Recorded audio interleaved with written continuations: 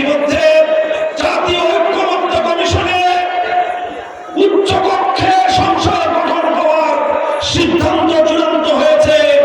আমরা বলতে চাই, যদি উচ্চ কক্ষ সংগঠিত হয়, উচ্চ কক্ষে পিয়ার